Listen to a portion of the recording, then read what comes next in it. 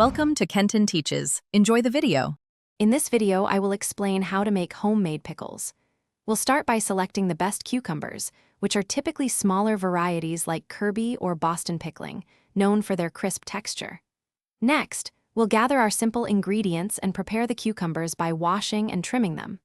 Finally, we'll ensure our canning jars are properly sterilized, setting the stage for delicious, crunchy pickles. Once your cucumbers are clean, slice them into your desired shape, whether that's spears or rounds. Now, it's time to add the aromatics to your sterilized jars. Place fresh dill sprigs, a few garlic cloves, and your favorite pickling spices into each jar.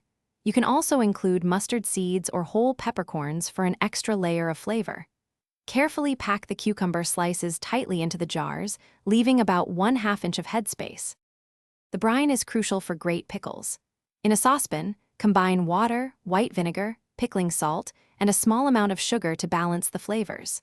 A common and effective ratio is 1 part water to 1 part vinegar, ensuring proper acidity. Heat this mixture over medium heat, stirring until the salt and sugar are completely dissolved. Once the brine is ready, carefully pour the hot liquid over the packed cucumbers in your jars, ensuring they are fully submerged. After filling, gently remove any air bubbles from the jars and adjust the brine level to maintain about 1/2 inch of headspace. Securely place the lids and bands on your jars. Now, process them in a boiling water bath for 10 to 15 minutes, depending on your jar size, to create a proper seal. Once processed, let the jars cool completely. For the best flavor, allow your homemade pickles to cure in the refrigerator for at least 5 days before enjoying their crisp, tangy goodness.